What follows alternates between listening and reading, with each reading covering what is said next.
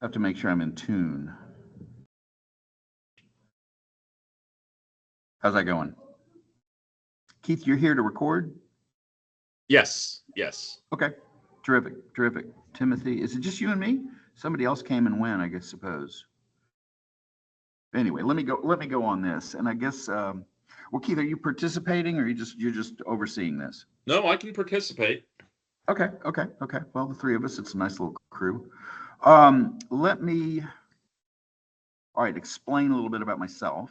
I have, what, 25 years now at Alvin Community College, and teaching government for about 10 years. I was a department chair, and so I backed off from that sort of thing, full time in the classroom, which I enjoy.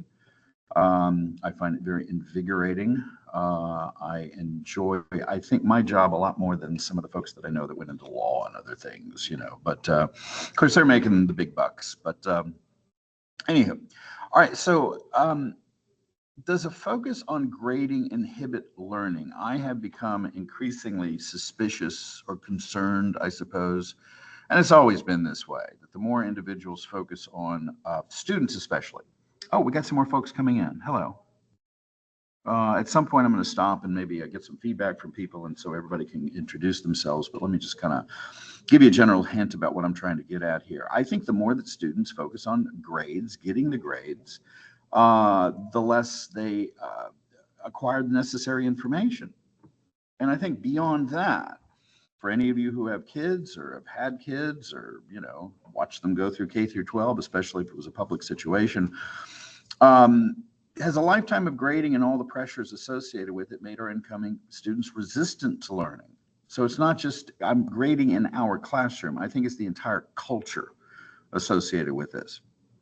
We are diverting students from the importance of the subject matter itself and thinking that really all that ends up mattering is the grade, because that's what, well, I don't know, I guess in some sense says that you learned something, even though maybe you really haven't.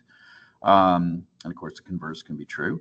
One of the episodes, I guess, in my undergraduate life, I had a very long one,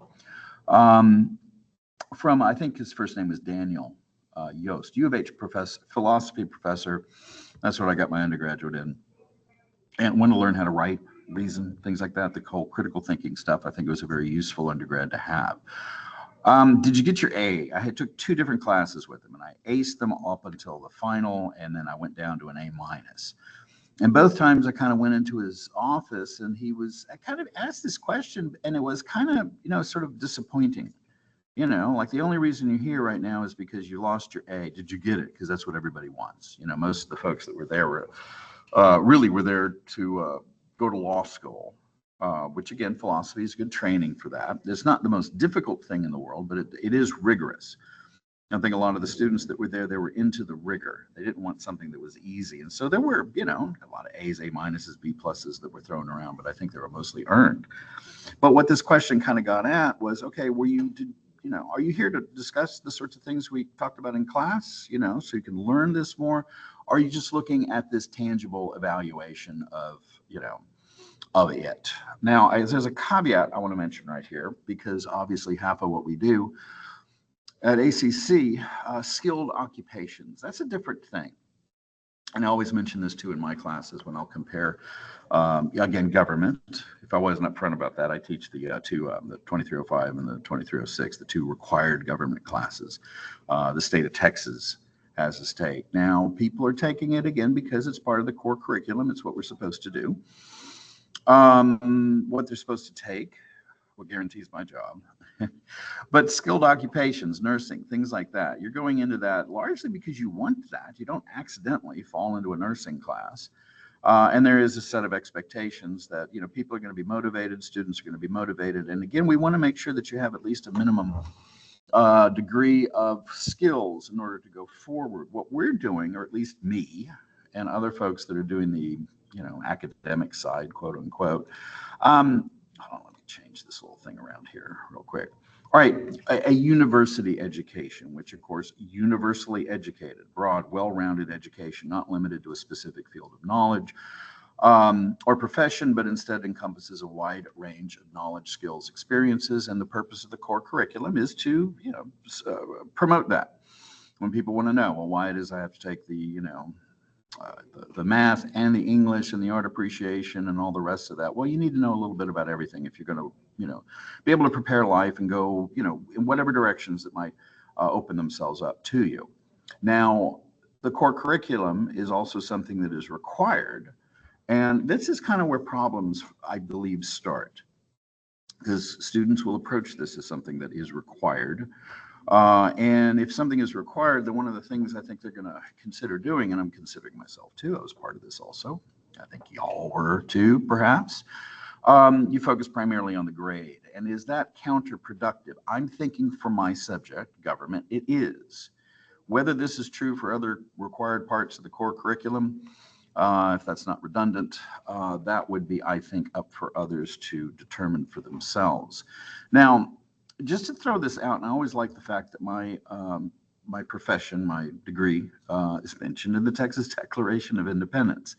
And so part of my concern about people just approaching at least my field in a superficial way is that, the idea is that if you're going to have a self-government, then people are going to have to understand how to do it. And a complaint, that how to run, how to be a participant, what sorts of things to in fact actually do. What are your requirements as a citizen, as a participant? One of the complaints that the folks who wrote the Texas Declaration of Independence had against the Mexican government was it's failed to establish any public system of education, although possessed of almost boundless resources, the public domain, meaning public land. And although it's an axiom in political science that unless people are educated and enlightened, it is idle to expect the continuance of civil liberty or the capacity for self-government. All right, fair enough. But how do we determine whether or not individuals have that? And of course, what we do is, we have high stakes testing, has a history of high stakes testing. Go ahead and read the word testing in there. Undermine the ability of students to absorb information. Does this even lead to a disdain of education? We know that's kind of a feature for some folks. I had to use a meme somewhere, and I'm a big Seinfeld guy, so I don't think the high stakes testing is working. Now, I think that one of the ways that we can potentially understand whether it's working or not is to understand also too, well, what is it trying to do? And I want to get into that in just a second, because I don't think the testing regime isn't about testing students. It's about testing schools. History of high stakes testing equals a history in figuring out how to game tests instead of learning. Now, again, my kids went through HISD, Houston Independent School District. That's where I live. I live in the Heights. It's a neighborhood school, very nice place and all that. Just a very nervous principal, and of course, when people say you don't test to the teach to the test, that's a lie. They were absolutely taught to the test. So what are students really learning? They're learning it's not about the subject. They're learning it's about the test. Cramming, learning just enough to pass. In some situations we do that, but of course that defeats the purpose of having to take that class to begin with. Now, some people are into rubrics. I am not. We're tailoring content to a particular grade. So the student knows, again, you're not focusing on what it is that you're writing about. You're just focusing on the fact that I have to do these particular things in order to get my A. Selection of classes and instructors based on reputation. A lot of that has to do with whether or not, they're an easy A. And of course, that's meant derisively. And notice you're not, we've all said these sorts of things. This isn't foreign. What is grading and what is learning? They're not the same. Again, I have to give credit to ChatGPT. I use that a lot. I think one of the last presentations I had to do on how I've fallen in love with ChatGPT. I mean, you have to understand what it can do and what it can't do. I think ChatGPT raises the importance of editing. Anyway, grading refers to the process of evaluating and assigning a score or mark to a student's work, such as tests, assignments, projects, or exams, to assess their level of understanding, performance, or achievement in a particular subject area. Fair enough. Fair enough. We all want to have that sort of assessment. The question, of course, I'm going to get into is, to what degree does that assessment inhibit just the simple joys of learning? Learning is the process of acquiring knowledge, skills, attitudes, or understanding through experience, study, or teaching. It involves the brain's ability to process and store information enabling individuals to make sense of the world around them, and blah, blah, blah. You know, we can read through the rest of that if you want to. Now, we assume they're related, but I'm just increasingly suspicious that these things are, in fact, actually antithetical. What if a lifetime of grading has made learning more difficult than it should be?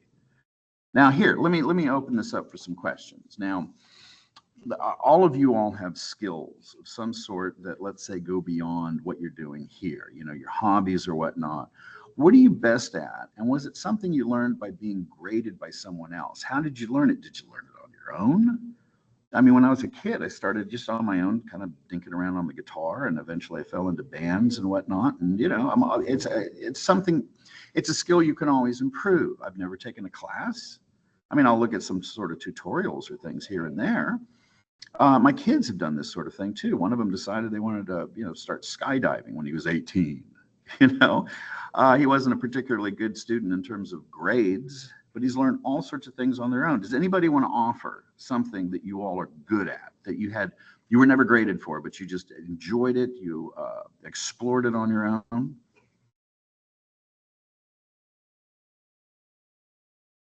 Hold on. This is one of the things I've been learning too, how to do fun things on the camera. I know you have.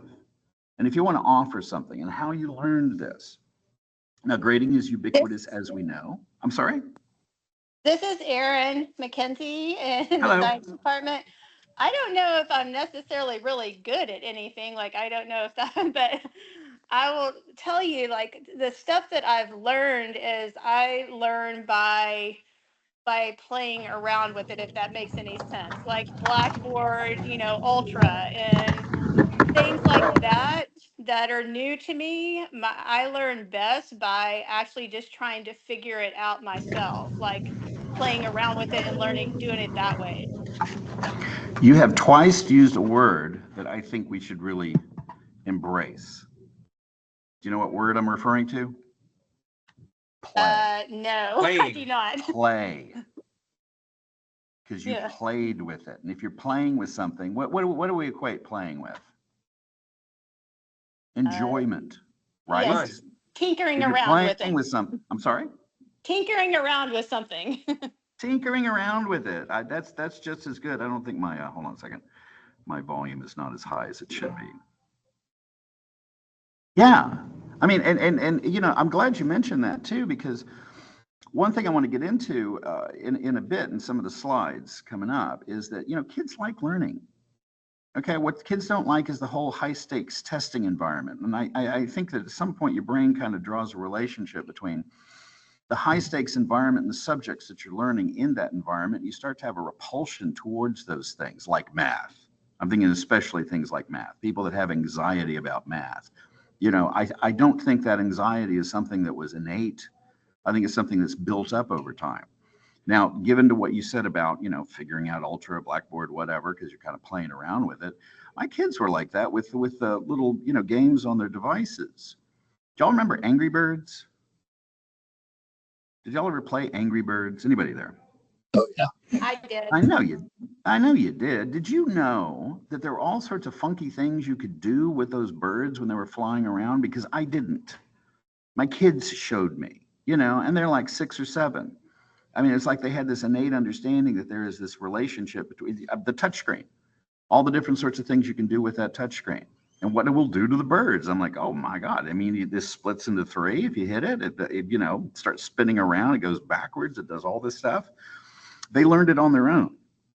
And that's a lot of what I think, that if we have this grading regime, and again, I'm not really necessarily talking about anything that, like I said, specifically in the classroom, but just in general, the entire environment, the entire grading environment. Let me continue a little bit through here. And again, you know, I don't want to get too far into this, but this is a hugely important point and something to consider when we look at the tests. What exactly being tested? All right, yeah, you're testing the kids, but what do those grades represent? Grades represent the quality of the school. They represent the money that the school is going to get. They represent, you know, the quality of the administrators. And we would like to talk about it in terms of accountability, you know, and certainly, you know, that is something that is inevitably going to happen. I can use words here.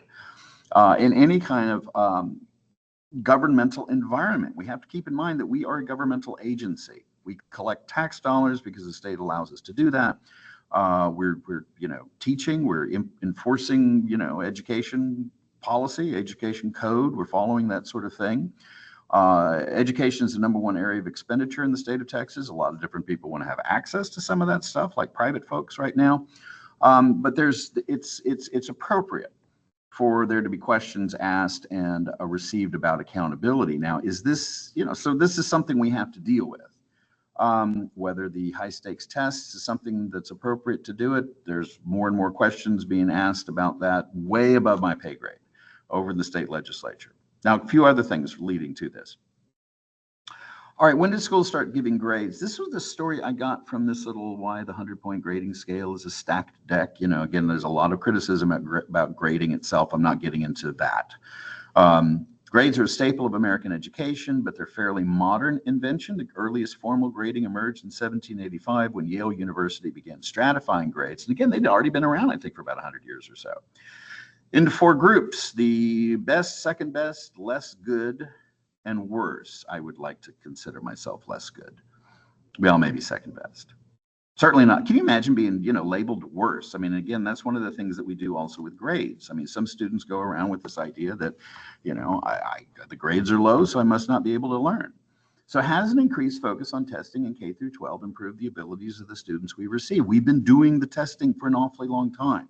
I can't say for like the science folks, all the rest of you, natural sciences, I don't see evidence.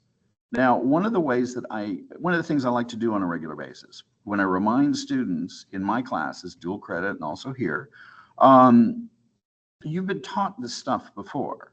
We've got the Texas Essential Knowledge and Skills, and I love going through that stuff. In first grade, students are graded using a combination of assignments, tests, projects, participation, blah, blah, blah. Now, again, these are the things that are put together by the Texas Education Agency. These are passed into administrative law. You can find them in the Texas Administrative Code. And this is what it says about social studies and government, or at least at government, in grade 3. A third grader is supposed to be able to do this. Describe the basic structure of government in the local community, state, and nation. Identify local, state, and national government officials. Explain how they're chosen. Identify services commonly provided by local, state, and national governments. Explain how local, state, and national government services are financed. I can guarantee you most of my students couldn't answer that sort of thing coming into the classroom, even though this thing says that they learned this or they were supposed to learn this in third grade. In fact, I think a lot of folks that I talk to outside, maybe some of you all, can you answer these questions? I think that's my next slide right here. Students can't, can you? My kids, I'm going to kind of like open it up for any kind of, feedback associated with this. And I can understand it if you don't want to participate. But you also have an opportunity to kind of look stuff up. This is one of the things I like to do also in my classes. It's not cheating, it's research. Go find it and tell me what you found. I remember when my kids were in third grade, it's one of the reasons I look at third grade, is that they brought in a worksheet and we covered the same material on that worksheet in my college class that day. And college kids couldn't answer this. And it was basic stuff like checks and balances and your separated powers and what does the president do? How does a president get elected? I had this conversation yesterday with some people. They were still confused on, how it is that somebody can get, gets the popular vote and they don't become president. Well, it's in the Constitution. We may not agree with how it's done, but that doesn't mean we don't, understand where we can find this information. It's very plainly described in different places. And I think people learn this on a regular basis, but just we can't retain it. And what I want to try to get into is what I think, is up with that. Now, by the way, let me stop for a second. Of those questions that you saw before in terms of functions and whatnot, how many of those things could you discuss? Could you talk about? This is where I can have a little pause right now also too. And start to engage individuals. Ooh, you know what I should do? I should start 0? Oh, you can do better than that. Something. Little bias towards, oh, well, yeah, Karina, yes. Of course, Karina, you can answer all of this stuff. It's a confusing situation. Right now, we're going through a process where everybody's talking about the need for, definitely, Karina, the need for efficiency. Well, we're in an inefficient system for a reason. Dictators like efficiency. You know, Napoleon, very efficient. You know, some of the other people we like to throw out, the names, you know, these are very efficient things. You know, the dictator runs an efficient ship. So there's a reason why we have some built-in inefficiency. The separated powers is a basically inefficient system. So is telling well, there you go. Well, Aaron, that's something though. Okay. Well, guess what I can't do? So, you know, I have to throw that out as well too, you know. So I'm guilty of a lot of the things that I'm talking about right here. I would like to be better at math, but you know, that requires studying math. And understanding a government was considered essential by the founding generation. That's where, again, I keep coming back to what I know, or at least pretend that I know, and that is the subject that I teach. Restrictions on wealth were also restrictions on education. Now, this is Hamilton here, before he became a famous rap star. And this is before he, well, who gets to decide what the Constitution is going to look like? And these folks were straight up, you know, I don't know, what's the word, elitist? You know, when people talk about a democracy, I'm like, you know, we've always had this kind of oligarchic, you know, tendency. I'm not much attached to the majesty of the multitude. I mean, that's public opinion. I will waive all pretensions to their countenance. I don't care what they say. I consider them in general as very ill qualified to judge for themselves what government will best suit their particular situations. That's kind of rude, and nor is this to be wondered at. Have you looked at the street up and down? The science of government is not easily understood. Later on, he goes in, I should have had this to the quote also too. Men of good education and deep reflection only are judges of a form of government. And this is a question about who gets to say whether or not this Constitution is ratified or not. People who have been educated, and this is a period of time where, you know, education was restricted for people who could afford it. And also, you have the time to be able to reflect on things. That means you're not a wage laborer. So, you know, the idea of an educated population is not a new one, or the need for it, or the restrictions on the ability of people to participate, because we assume that you aren't independently educated, you're not thinking for yourself, you're basically just going to vote however it is that your boss wants you to vote. Now, again, not for lack of trying, we understand this about government. Low understanding of government and its functions, hold on a second, let me do this a little. Yeah. Has been noted for years. We've been told that this has been addressed. The solution has compounded the problem. And again, the solution always comes down to these standardized tests. Testing and more testing, standardized testing, high stakes testing, where everything shuts down. So you have these tests. For those of you who do dual credit, I mean, every once in a while that'll happen. When you shut everything down and everything is focused on this and everybody's tense, you know, what are you going to get? Why do we test so much? Now, again, accountability. I mentioned this a little bit before. At the end of the day, the state taxpayers want to make sure that we have an understanding about, how's the money being spent? Are we getting some results, positive results from it? That's obviously a very legitimate question, not just to ask, but to answer. But it's a political solution to a non-political problem. We're talking about whether or not developing a scheme by which schools can be assessed, but is that scheme itself undermining the ability of schools to achieve their objectives? I would like it to be noted, if you've been following some of the debate about the proposals for private vouchers and whatnot, private schools in Texas don't have these tests, and apparently they're not going to be required to. So why do private schools not have standardized tests? Well, I mean, we can think about that. Our students grow up in an environment where low performances on tests can result in punishments inflicted on administrators and institutions. That's what we live in. In fact, we're increasingly living in that community college funding situation because of HB 8, which is going to be expanded more, be more punitive. The stakes impact schools, and everyone's stressed. ADHD diagnoses. There was a whole big, trend towards this when my kids were in elementary school, because kids are not focusing, so they all have to be on ADHD medicine, and that became quite the big controversy. I don't want to go too much further into that because I'm still ticked off about a lot of this stuff, but does it even work? All right, how reliable are grades at measuring knowledge? Grades are a useful tool for measuring certain aspects of student knowledge, and such as recall and basic understanding. They're not a perfect or complete measure. Of all the knowledge and skills students acquire, they tend to focus on a limited set of learning outcomes and are influenced by many factors beyond a student's grasp of the material. And again, how much of learning outcomes are simply a consequence of, the environment a student is raised in? One of the big indicators of how well a student is going to do in college is whether or not their parents had gone or their grandparents had gone. We know this. Now, this is just from the, ChatGPT. Limited scope, subjectivity, test-taking skills, focus on memorization, pressure and stress, potential for inaccurate representation, growth and improvement. So these are the problems associated with the high-stakes tests and the grading requirements. But again, it's an easy way, probably too easy, and very simplistic way of trying to assess not just how a student is doing, but how the entire school is doing. And it leads some students to think that they can't learn. They think they're stupid. I mean, maybe some of y'all still, have some residual, I don't know, feelings or whatever, memories, negative memories associated with doing poorly in, let's say, a class where you thought you had it down, you enjoyed that class, but you end up with a C or a D or worse. And you think I don't know this. I think that's one of the things that they say about why so many students that really like math and science in elementary school start to lose it when it gets to junior high and high school. Could simply be because of the nature of how this otherwise really cool stuff, everybody loves science. Kids love to learn. We choke that out of them. And again, I'm thinking about the sorts of things with my kids. I mean, what their expertise, they do. I mean, they're 21-year-old twins.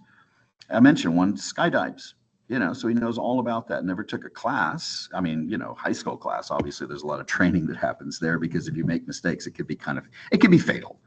But they all do these different sorts of things that had nothing to do with what they learned in school. They hated school.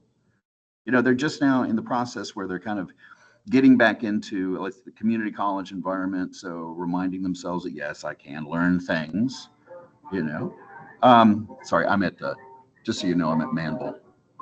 So I think they're starting to change classes around here. They're not going to come in for a while in my classroom, but that's the music you hear in the background. I think it's going to go down in just a second.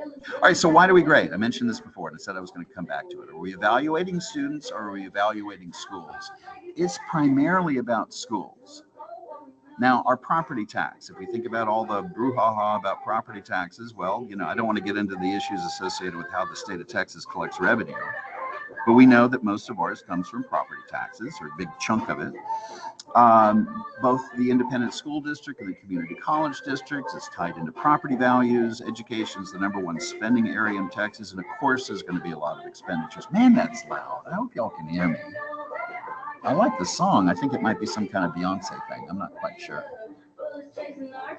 All right, standardized high-stress testing, grading of schools, pressure from school administrators. John, I think it's going to go out in just a second. It can't be on forever. But it is kind of a cool tune. Is it Beyonce? Is it Cowboy Carter? If you can hear it. I'm loving it. Stressful administrators call stressful teachers, call stressful students, parents, board members, community advocates. Everybody is stressed. I'm stressed right now because that music's not going away. All right, now I was in a presentation where it went off on cortisol, and this helped make sense of stuff. Now, again, I'm talking completely outside of my league. Aaron, you said you're a science person, so if you want to step in and call me an idiot, please do. I can accept it. Oh, cool. Yeah, I just noticed that this one. All right, cortisol is a hormone produced by the adrenal glands, which are located. You'll be tested on this at the end of this, okay? At the end of this presentation, which are located on the top of your kidneys, plays a key role in various bodily functions. Can I mute all? But wouldn't that mute me? Hold on. Second. I know that there is, how about noise suppression's on? Hold on, is it over? Hold on, I'm waiting. It is a cool tune though. I mean, if I wasn't, doing this presentation, I'd be jamming to it. All right, managing stress. Coming in from the side. I see the noise suppression. It's on. Oh, I'm thinking it's over. You know another song is going to come on, right? No? Okay. All right, let me jump on it real quick. All right, the stress hormone. It's called that. It's released in response to stress, helps the body manage stressful situations, triggers the fight or flight response, including your heart rate. No, I don't. But again, I'm hoping that this is off. It's important for short-term stress responses. Chronic stress leads to prolonged high cortisol levels, which can have negative effects such as anxiety, weight gain, sleep problems, weakened immune system. And a bunch of this stuff here, I'm not going to go through all of this, obviously, but I put in red the stuff that deals with education. Chronic stress can significantly inhibit learning. And again, this is one of my question, again, way outside of my league. But if you've had a lifetime of testing, a lifetime of cortisol stimulation, I guess. I mean, are we all cortisolic? I'm addicted to cortisol. No, I'm sorry. I'm trying to do a Simpsons thing right here. Chronic stress can significantly inhibit learning. When you experience long-term stress, the body produces elevated levels of cortisol, which can negatively impact various aspects of brain function, especially those related to memory and learning. And it gets into some of the specifics over here. There's, I'm not going to jump through it right here.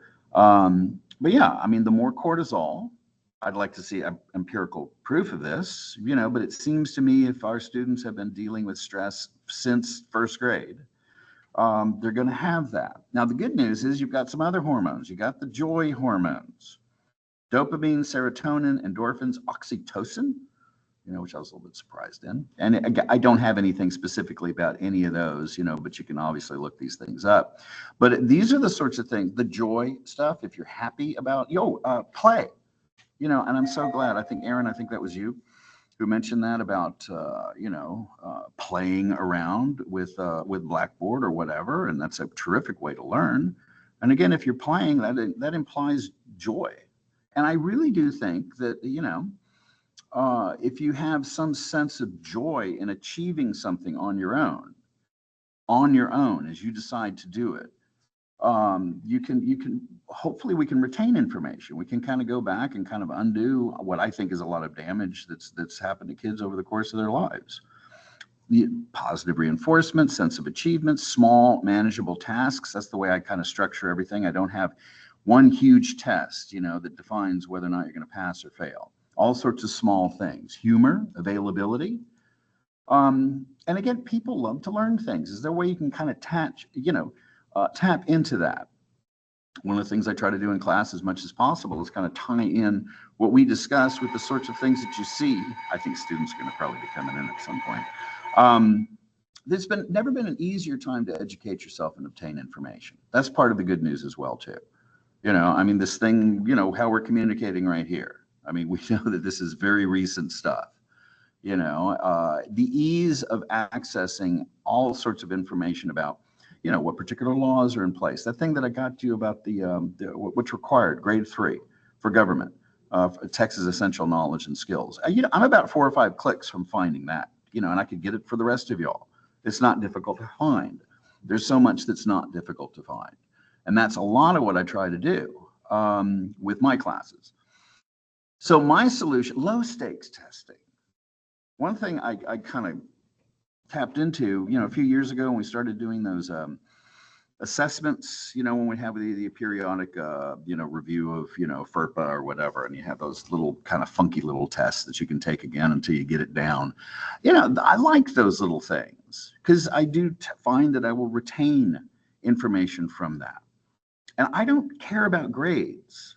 Grades cause stress. Stress inhibits learning. If I want students to learn, I have to lower stress levels. I try to make it so that the grade is something that they have some more control over.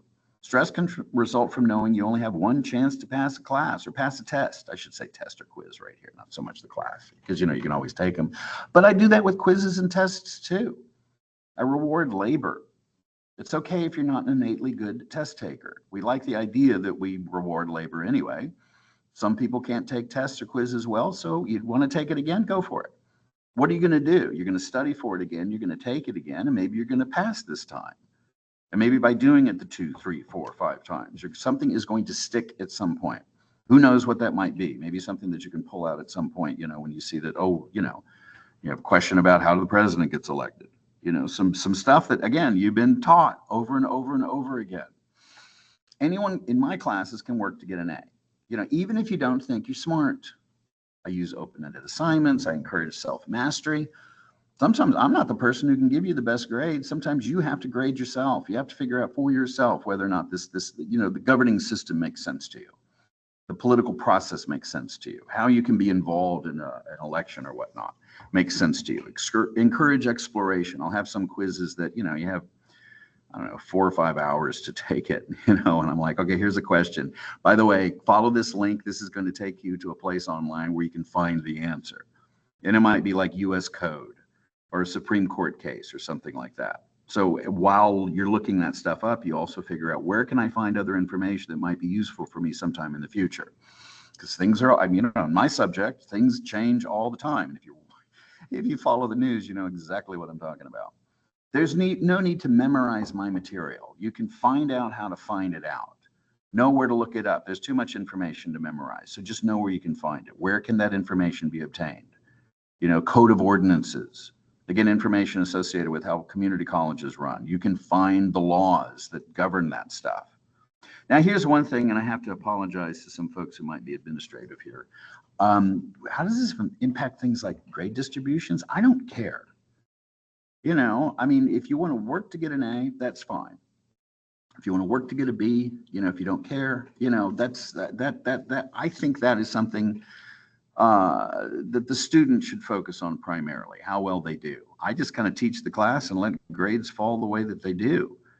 And by doing that myself, I'm trying to encourage students to just consider about whether or not they know the subject. The grade is a reflection of, a way to sort of evaluate it. And again, so that we can tell the state that students are passing our classes. But I think in the long run, the more important thing is whether or not you're actually able to retain things. And this might be my last slide. Will any of this help bend the curve? I have absolutely no idea. The thoughts that I have right now, I think I had, first year I was teaching, but again, I think what I'm trying to do here too is, help focus attention on, the approaches that students already have. They've been encouraged and sometimes been taught. Again, teaching to the test. How do you figure out, what the wrong answer is when you're looking at a standardized test? These sorts of things have been taught. And again, it undervalues understanding stuff, and it overvalues, the grade on the page. So does this help bend the curve? I have no idea, but that's all I have to say. Do y'all have some comments, questions, anything I need to know?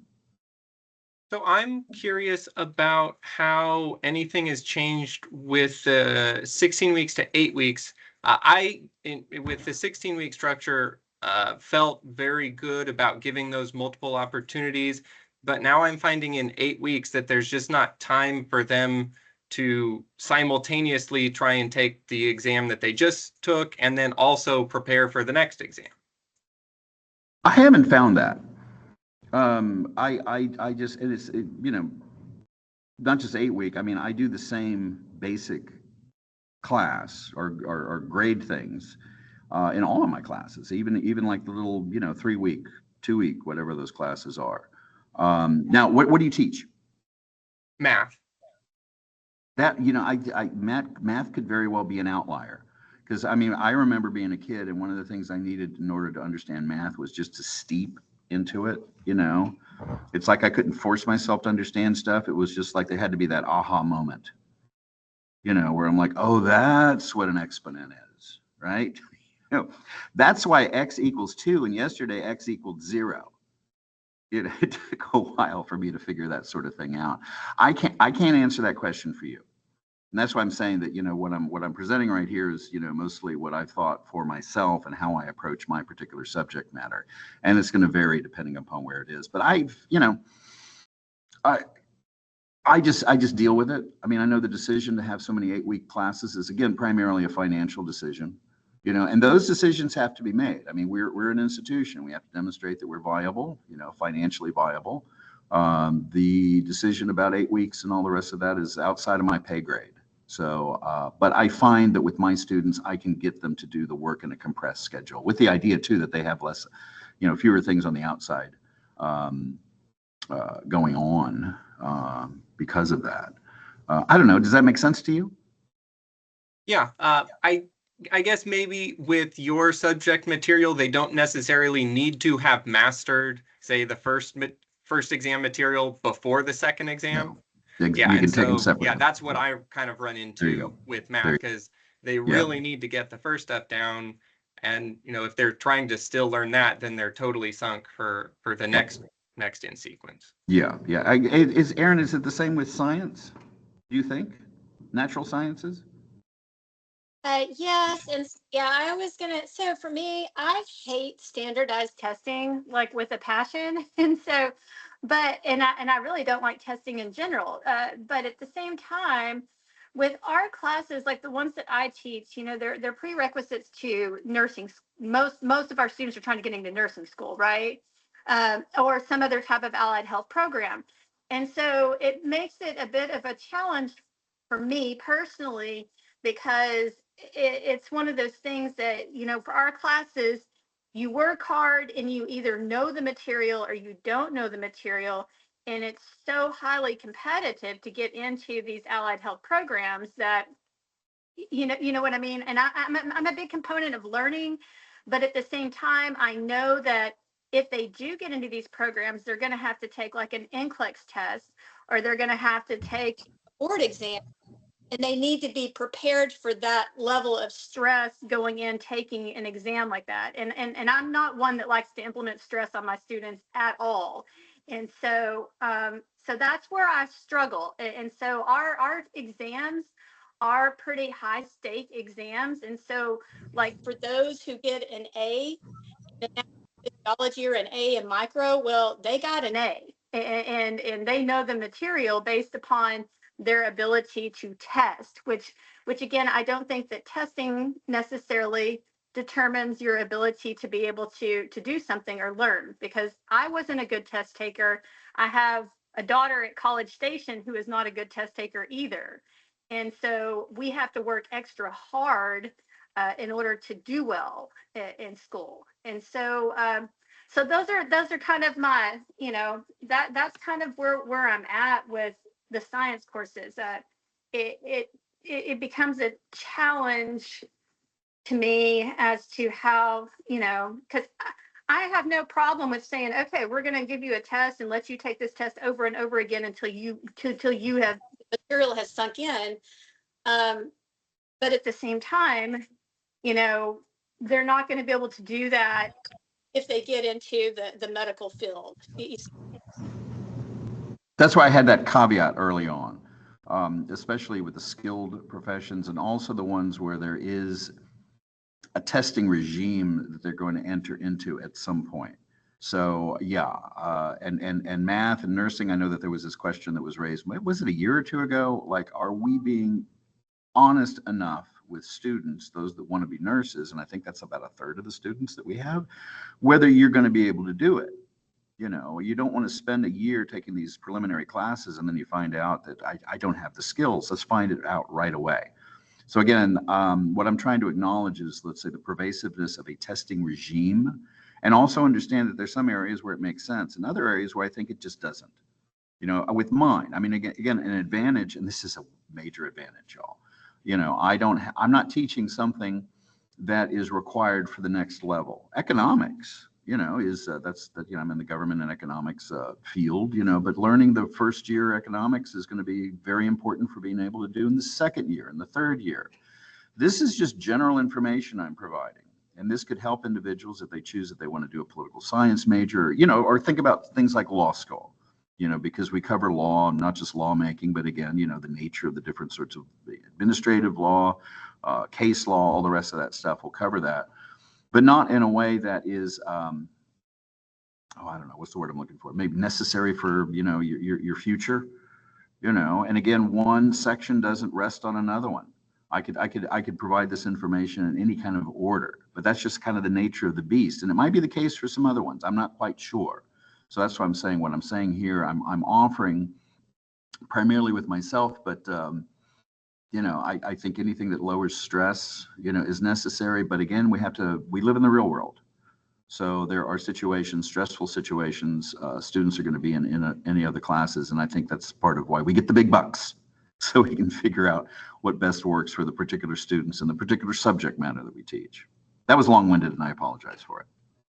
I'm going to shut up. Really like saying, yes, I do. And I honestly, I wish I feel like I wish I wish my class was that way, because I really want them to learn the material. And it doesn't matter if I feel like they're, cut out for it, or if they're not cut out, you know what I mean? I'm really learn in a low stress environment. I just and I'm all open to any ideas or suggestions as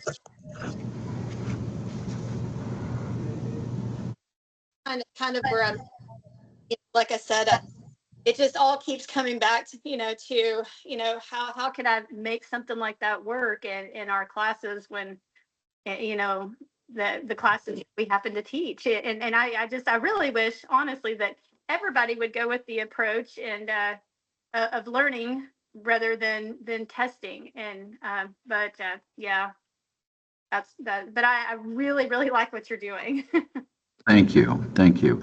Is there, given the subject matter that I teach too, I'm always thinking about the nature of different power structures and whatnot. And, one of the things that different professional groups will do, on the one hand, it's important for them to be able to put certain standards in place to make sure that people that are practicing that particular profession are going to be competent, at least at some base level. Some of it, though, can be a little bit of a power thing, when you were mentioning, an increasingly competitive environment for, I guess, medical workers. Not necessarily nurses. Is it too competitive? I don't mean to. I don't think I'm describing this in the best way, but should there be more opportunities out there? If we restrict the opportunities, obviously we're going to make a particular situation more competitive. But it's necessary for it to be that limited in terms of the spots that are available? Do we have enough nurses? Do we have too many nurses? Who determines that? I don't know if I'm making sense. I get where you're coming from, and I don't know. I just, like I said, I just teach the prerequisites to into those particular programs, and so I don't really know what. I just know that they're real competitive, and not nursing, but all allied health programs are very competitive, and so I don't know. I don't know who makes those decisions. I'm also asking this from the perspective of, a lot of friends, some family members went off to med school, and the competitiveness there that sometimes simply seemed to be based on, the old school doctors that were like, well, I had to put up with this, and so you have to also. One guy, a friend of my brother's he was a resident with DeBakey back in the day, and that was part of the thing was, they're working for 2 or 3 hours. 2 or 3 days straight. There's a lot of stress involved and a lot of drug use among these folks, a lot of burnouts as a consequence of that. I'm just wondering if there's an entire mindset around this. If you can't handle the stress, then, well, you're weak and you shouldn't be doing this. And it's primarily about, I don't know, like an entitlement attitude. You have to go through the same kind of crap I did. Does it necessarily mean we have better doctors or nurses or any of the other competitive skills? I don't know. I'm just asking that as an open-ended question. How about for anybody else? If y'all are here, do you think, does this work for what you teach, or am I just kind of going off in a weird direction? Or both? I think for me personally, so I teach history, right? And so not too dissimilar, right, from government. And I've built my syllabus. I've tried to build my syllabus such that I don't do the midterm final format whenever I can help it, right? So I do like 4 tests, drop the lowest test grade, right, with an attempt to maybe be slightly more low stakes test taking. But of course, you still have students like, getting stressed and things like that. My thing is, and actually the reason why I came to this talk, Dr. Jeffries, is I'm early in my career, right? 32 years old. You know, I've only been full time. This is my second year, and so I'm curious about what does low stakes, maybe not testing, but what, like a knowledge check, right? What does a knowledge check look like when it's low stakes? Something that you can actually grade, though, because at the end of the day, we do have to, right, grade something. We do have to turn in that grade, right? So what could that look like? Well, let me more ask you. specifically? Let me first answer your question with the question. What do we mean by knowledge? I mean, are we pulling up information that we already know, or do we understand how to answer questions?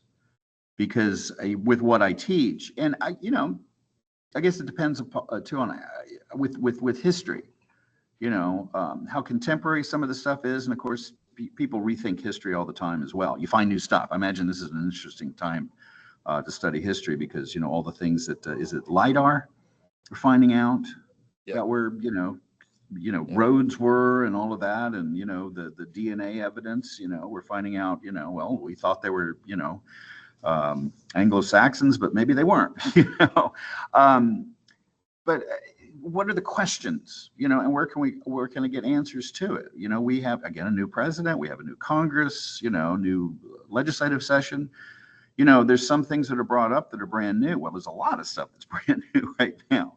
People like me we're still trying to figure out how to approach a lot of this stuff. A lot of things that are being done, that hadn't been done before. Certain norms that are kind of being violated. Now, maybe they should be. I'm not going to put myself in a position where I'm unduly criticizing or crediting anything with this. But when I say, again, knowledge, like I said, find stuff out, like giving a quiz that's primarily composed of, let's say, in the question is a link someplace. And I'll say, okay, in this link, if you read through this, there'll be the answer to this question. But again, the link could take you to something contemporary, like, a recent, committee meeting in the House of Representatives, or something that's been introduced recently in the Texas legislature. I don't know if I'm answering your question, but No, I think think you are. I just, I'm, like I said, man, because I'm early in my career and I'm always fishing for new ideas, and I have the full intention of, being an educator, until I'm gone, right? And I recognize that I've noticed a lot of the best educators I've met have always recognized the simple fact that there's always something else to learn, right? As an educator. Sure. Yeah. And so I'm always picking at other perspectives, right? And I have, like I said, I've tried to get at this idea of low stakes, still holding my students accountable, but making it each individual moment when I'm holding them accountable low stakes enough they don't freak out on tests. Because me personally, I wish I understood that there were accommodations for this back in the day, but I was a terrible test taker. I was absolutely petrified, even in history, and I've always loved history. I didn't even do well on history tests, right? And I'm a historian now. And so clearly that's an indicator that, like, well, right, I had the knowledge, but I clam up when I have a multiple choice question in front of me. I mean, that's just the psychology of it. And so anyway, I always want to know more unique ideas of how to do this, but I do actually like your idea of, okay, include a link, for example, and then the answer for this is there. And then that's teaching them many different ways of learning, right? They're learning where to find the information, like you said, how to find it, critical thinking, right? How to read a question, right? All of these things that are transferable outside of our individual subjects. So that is very helpful. Thank you. And I've noticed too that had some other folks, colleagues, friends mention this too. One of the advantages, or let's say opportunities, maybe that ChatGPT is offering, is instead of focusing primarily on the answer, are you asking the right question? That's the programmers have the whole garbage in, garbage out thing. I think it's the same thing with researching something. If you have a clumsy, clunky, ill thought out question, well, that's the kind of answer you're going to get. If you can clarify that in some way, you can get into that as well. But again, that, suggests that we have enough, you can play with it. Getting back at Aaron, I think that was you who mentioned that, or whoever it was, I'm sorry, but let's play with this stuff. you know, I mean, what was, I'm just curious again, was it John? You know, I mean, have you ever been able to figure out exactly what was stressing you out? Or did you come into, thanks, Aaron, or did you come into classes in general already with this attitude that tests are stressful? This is a test. It's going to be stressful, so I'm better get ready for it. You know, I'm gonna get out ahead of this. I'm gonna add my stress without waiting for the test to give it to me. I mean, have you ever figured out the source? Like I could be, for the sake of time, I can only give you the short answer. I mean, I found out as an adult, well, really, I think it was by the time right before I hit grad school that I have anxiety through the roof. And so that was already something I grew up with. And apparently it's hereditary because I began to recognize things with my own mother and even her grandmother or her mother. So there's a familial element to this, which is outside of the academic sphere. But no, I had always had fears going into tests, and I did not perform well even at elementary schools. To be honest, if I maybe got tested for something, I may come out with something. I don't know. Never spent the time to do it. Some sort of learning disability. I don't know. I was held back in the first grade, to be fair. Okay. So clearly there's All something right. there. And so I was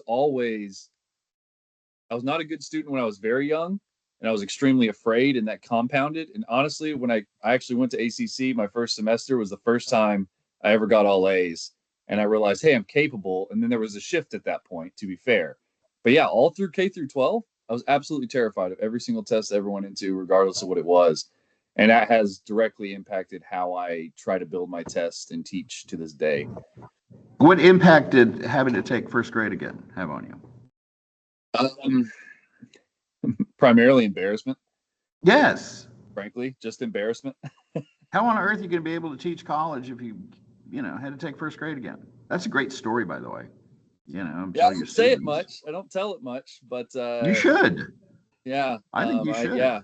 I repeated first grade. Now, in fact, my parents told my pre-K teacher already said, "Hey, you need to hold your kid back," and they held in until first grade, and that's when Were you actually this is young? relevant. When grades started coming in, Yeah. and I started not doing well on grades, and so anyway, I don't want to make this about me, but yeah, I mean, it's those personal experiences have directly impacted how I teach even to this day. How did you fall on the calendar? I remember that with my kids because you know there was you know questions about whether or not you should hold a student back simply for age issues, maturity issues. I'm a November baby. I don't know where that actually puts me. My kids are October 31st, so they were Yeah, beginning of practically November. So yeah. yeah. Anyone else? Thank you, John. Are y'all good? Karina? Anybody else? Well, I very much appreciate you all's attention here. I'd like to maybe continue along these lines a little bit. Any suggestions or, you know, what direction I should go with the this line of inquiry? Am I completely? I'm I sorry? like what you're doing. This is Erin again. I feel like I'm talking too Thank much, you. but I like what you're doing, and I would agree. I think that what we've gone through, and I appreciate what John shared with us. That it impacts the way you teach. Because as I said before too, as I was a terrible test taker, and I tell students, I'm like, I made a C in microbiology, and my degree's in microbiology. So, and so I think that those things, can help students understand that, I think sometimes they look at us and think that we know everything and that we made straight A's and it was easy for us. So Yeah. I appreciate that. Well, the more you work, I think the more you learn. So, I mean, again, I like to reward labor because that seems to be something that's tangible. Maybe one of the sources. Thank you, Karina. Maybe one of the sources of stress is the fact you don't know what you're going to get. You know, here comes the test. What's on it? You're like, ugh. But if you can just work on stuff, which I think is probably a little bit more real life. I mean, that's what your life is going to be about. You know, it's not like you have just one chance to achieve a particular thing. You do have multiple chances, not infinite, but the more I think part of the answer is rewarding labor allows students to approach something in the way that they excel or that's more comfortable for them. And maybe it's retention at the end of the day, I think, maybe this helps retain information. I got nothing. Anything from y'all? All right. I think we're supposed to officially stop right now, right? I'm going to keep. We got about 1 minute. Oh, I do? Okay. I was just going to play with the camera before then. Anybody who hasn't talked? Okay, John, take care.